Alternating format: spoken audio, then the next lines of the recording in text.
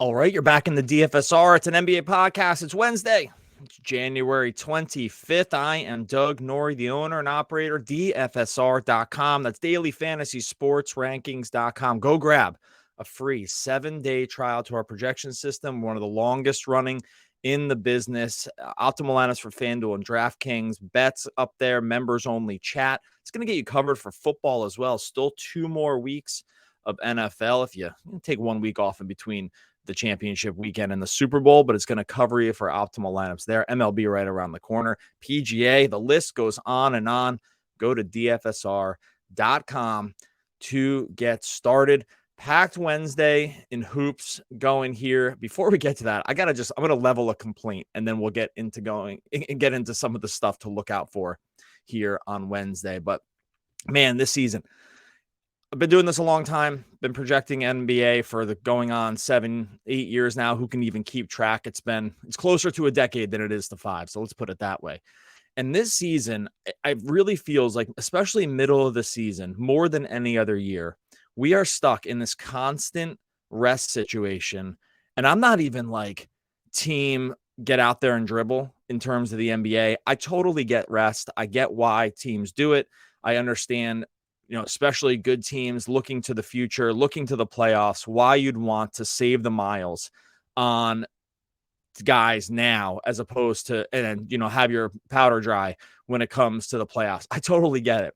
And at the same time, from a projection standpoint, from a playing standpoint, from a betting standpoint, there's tremendous advantages to be had from this. And if you are really dialed in and tuned in, like we're doing the minutes, every team's at 240 minutes and usage is redispersed and all this other stuff. Like we're good to go when it comes into lineup lock and bets and everything.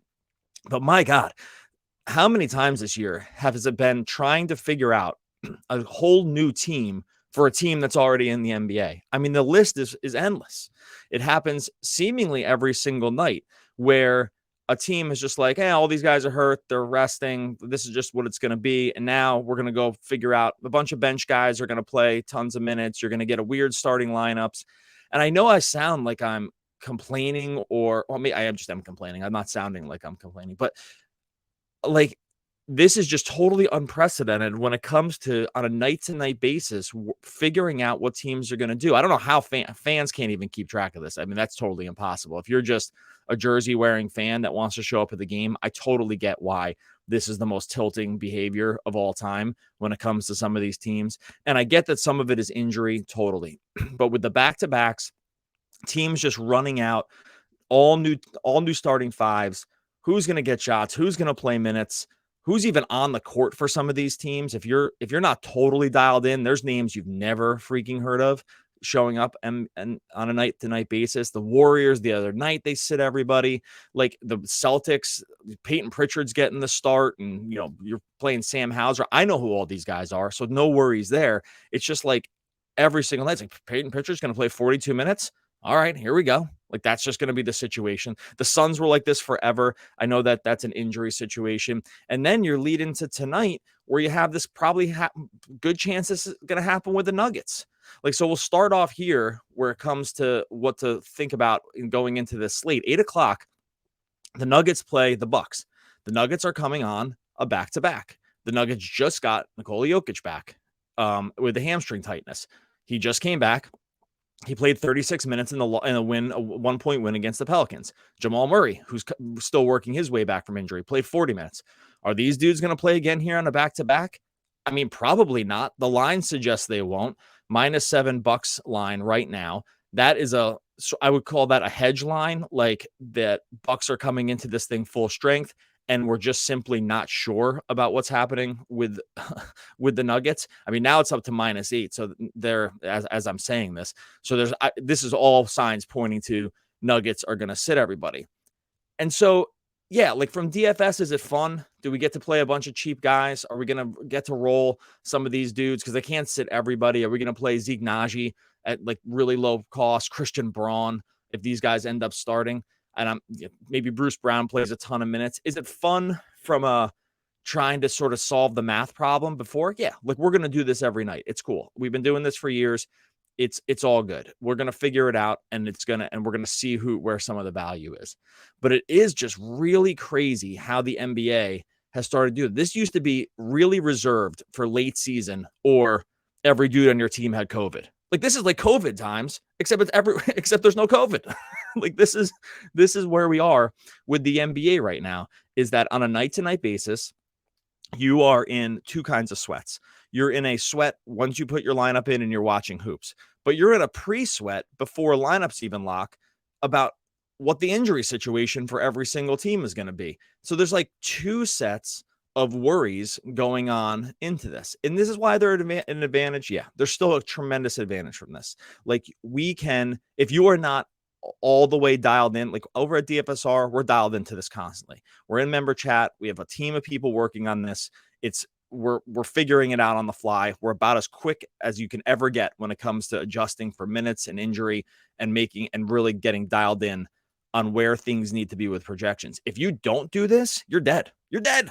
Like, forget your bets, forget your lineups, forget it all. If you are not on this with a vigilant, Batman, like in the Batcave, monitoring every single thing at all times to make sure that you have it good to go, you're totally, totally dead. You cannot survive in this ecosystem. NBA DFS is hard enough when everyone's healthy. Like, it's still hard. The industry is great with projections now. The industry has figured out minutes. They've figured out exactly, opportunity, usage, all this stuff. Everyone's figured this out.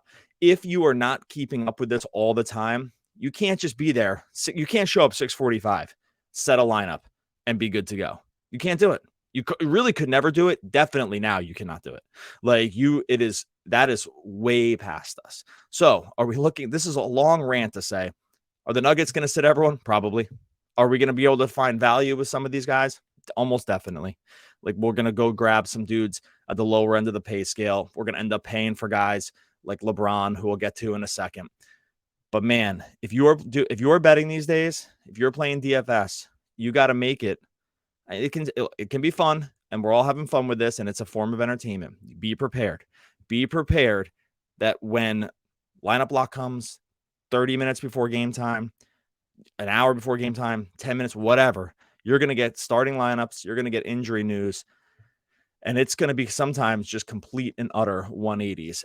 And this is where the injuries already baked in. Like, there's always going to be injuries, but now you have this other piece that's just reared its ugly head this season in a huge way, that these teams are going to be pivoting off of the stars and into dudes that sometimes you never heard of. Okay, let's roll through some of the other pieces of stuff that we want to look at. I mentioned the Nuggets and I mentioned Jokic. We're going to keep our eye on for that one. I think with a rest situation, we will have this news in plenty of time before lineups lock. I'm not really that worried about it. There's a 7:00 Pacers Orlando start. Then you get a 7:30 Brooklyn and Philly, and then you roll into 8:00. I think if it's a rest situation, we're going to have the Nuggets stuff ahead of time. You'll have to make sure you check over DFSR.com if you want to have that news. The other piece, if this is not going to be a situation with rest when it comes to the Lakers. I don't think the Lakers played the Clippers on Tuesday night. They got run 133-115. LeBron and company fall to 22-26. They are going to get Anthony Davis back in the short term, so maybe there's a chance that things turn around. They traded for Rui Hachimura. I doubt that he moves into the starting lineup, but I think that he'll probably help the bench unit, at least with some of the scoring, because it's basically rust and dust when it comes to who's coming in off the bench for the Lakers. They are on the back-to-back. LeBron only played 30 minutes last night. He took 29 shots, went for 46, 8, and 7. So no problem there on the stat line. I think he plays again. The Lakers really can't afford really to rest guys at this point. They're not in a rest situation.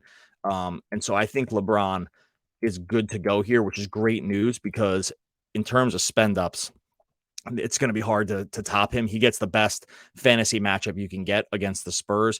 Spurs are last in defensive efficiency this season. They are 5th in pace. That is the sweet spot when it comes to running out guys from a DFS angle against them.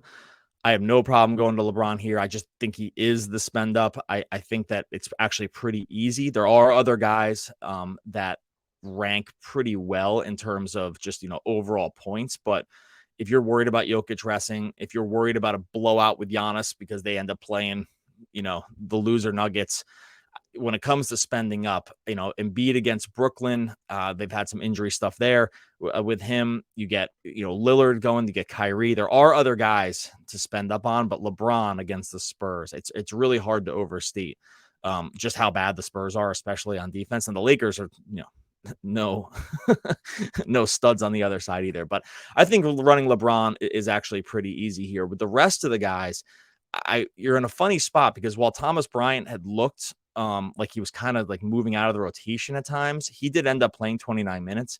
If he's going to run close to 30 minutes, I think you can feel pretty good about his number. The Lakers because LeBron commands so much, because Russ even off the bench commands so much in terms of usage, the rest of these guys, even like the Dennis Schraders of the world, end up really becoming not all that viable on a night-to-night basis.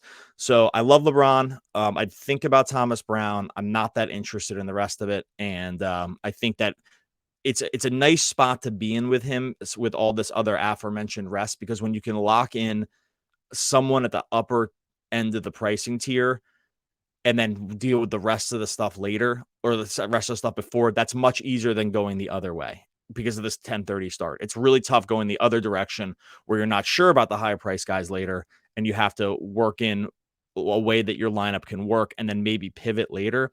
Being able to lock LeBron in here, I think ends up at least easing some of the ranty stuff that I had to that I had to talk about before. Other pieces and notes, TJ McConnell, dude, just a star. I kind of briefly alluded to it yesterday. Those of you that are in fantasy basketball, this is not a surprise. He's been starting over the last couple of games. He's played 39 and 41 minutes. He triple-doubled against Phoenix. He double-doubled against Chicago on Tuesday, only 3 rebounds. What's your problem, TJ? I mean, you are a 6'1" guard. Let's get up onto the double-digit rebounds, please. But in all seriousness, if this guy's going to run 40 minutes, like we're still have not figured out what the real TJ McConnell price is, right? Like, so on FanDuel, he's 6,700. That's a pretty easy play, all things considered. On DraftKings, he's 6,000. That's an incredibly easy play. Sometimes we'll see this with guys where the industry just can't catch up. Like, you simply can't catch up to TJ McConnell being like a mini Luka Doncic, right? And I'm joking, but I'm not, kind of, because if these are just going to be his point and assist numbers at these prices, like this is Doncic light. Like these numbers, like, and he's kind of always been like this from a fantasy point per minute kind of dude. Like, he piles it up for a 6'1" guy that feels like he just kind of comes out of nowhere. This guy's got an incredible per minute rebounding rate. The assists have always been there. The points are going to be there. So if you're getting kind of like, this guy should be 8,000, something like that, easily. So, and sometimes sites just can't, even bets. Like if you're looking to put in just the overs, I put in overs on TJ's points and assists last night. Those were cashes. I think you're in a situation where you can still do it again right now. Like they just can't figure this stuff out. He's actually down on some of the books right now. And I'm not even shocked by that, because I think that this is a spot that places just can't figure this out quick enough. Like, all of a sudden, TJ McConnell is a 40-minute a game guy who's going to be like a double with some rebounds every single night. Like, that's going to take time for people to adjust. So I would keep an eye if it's less than double-digit assists against Orlando and it's like 19.5 points or less for the over-under on his props. I mean, I think you can feel pretty good about taking the over still. He's going to play big minutes. Like, the Pacers are still trying to win. I know they lost a bunch of games in a row. You're not worried about rest with him. The matchup against Orlando is a good one. Like, I think this is just a fine spot to keep hammering the overs on TJ McConnell. And again, this is where we are when it comes to fantasy basketball. Want to roll through some other notes and things to think about right now going into this, as we think about the rest of the day. Washington's coming on the back-to-back against Houston. They are already without Kristaps Porzingis.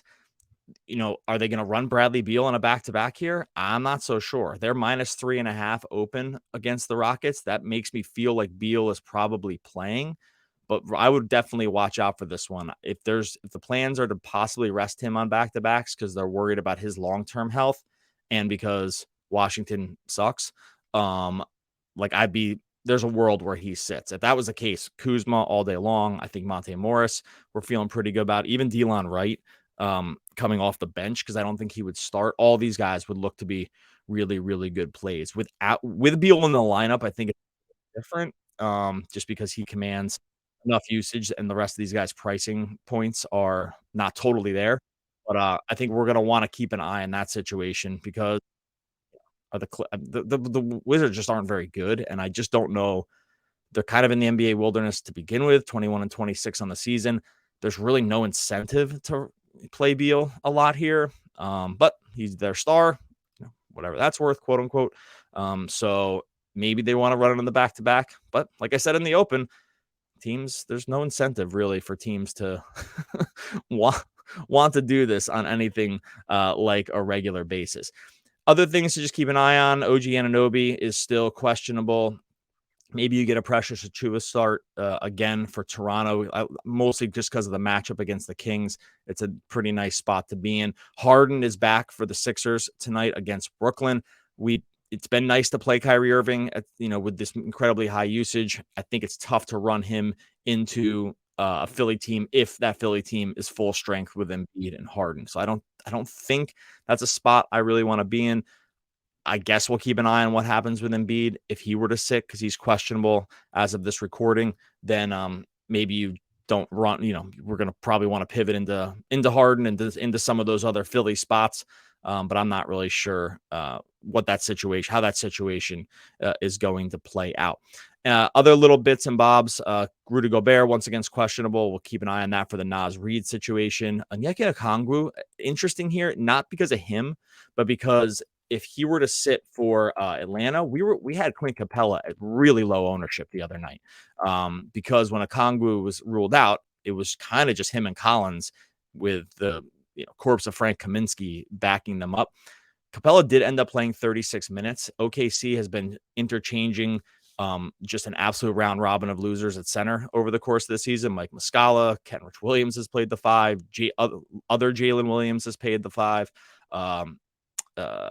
Jeremiah Robinson Earl has played the 5. So like they don't have a center, and it's kind of switches every night. If Okongwu was sat, I would probably play Capella again. I think he'd be easily in the 30-minute, mid-30s range. Keep an eye on that situation. But I like that one because I think that people were really slow on figuring out that when a bench guy is out of the mix here, like Okongwu, who actually gets real minutes, that a guy like it's going to be made up by Collins and Capella. And that is exactly what happened. Now, Collins did not get there on his price. Went 11 for 9, was a turnover machine, couldn't just figure out anything in the pick and roll. Watching that game had me absolutely tilted. But he played 36 minutes, and Capella played 36 minutes. Kaminsky came in for only 5.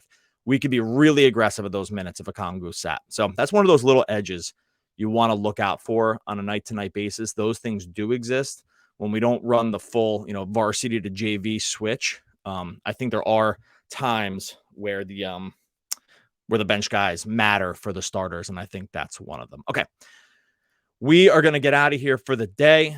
Hope that you are okay with your mental health when it comes around these NBA injuries and teams sitting everything. I know I sounded unhinged at the beginning, but I'm not, because over at DFSR.com, we got this stuff pinned down when it comes to minutes, when it comes to usage, when it comes to opportunity, winning lineups for FanDuel and DraftKings. Grab a free 7-day trial. We'll get in there with some bets as well. We got some sponsors coming up next week. Really, really excited about that. Some really cool opportunities. Make sure you subscribe to YouTube. Make sure you subscribe to the podcast. We'll be back again tomorrow talking more NBA basketball.